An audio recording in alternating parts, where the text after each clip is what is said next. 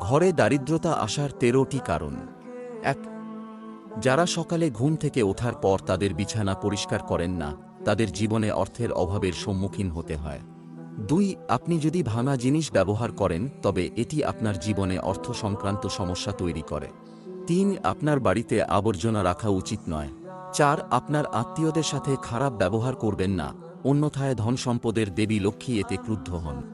৫. অনেকেরই সন্ধ্যায় ঘুমানোর অভ্যাস আছে কিন্তু এটি উপযুক্ত বলে মনে করা হয় না।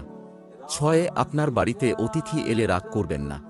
৭. যারা তাদের আয়ের চেয়ে বেশি ব্যয় করে তাদের জীবনে আর্থিক সংকটের সম্মুখীন হতে হয়। ৮. যারা ৪০ দিনের বেশি চুল রাখে তাদের উপর দেবী লক্ষ্মী ক্রুদ্ধ হন, তাই আপনাকে অবশ্যই ৪০ আগে চুল কাটাতে হবে। ৯. অনেক মানুষ তাদের নখ দাঁত দিয়ে কামড়ায় কিন্তু এর কারণে দেবী লক্ষ্মী আপনার উপর ক্রুদ্ধ হন। ১০. মহিলাদের দাঁড়িয়ে থাকা অবস্থায় তাদের চুল বেঁধে রাখা উচিত। ১১. যারা সকালে সূর্য ওঠা পর্যন্ত ঘুমিয়ে থাকে তাদের জীবনে আর্থিক সংকটের সম্মুখীন হতে হয়। ১২. রাতে পানীয় জল খোলা রাখা উচিত নয়। ১৩. হাত না ধুয়ে খাবার খাবেন না।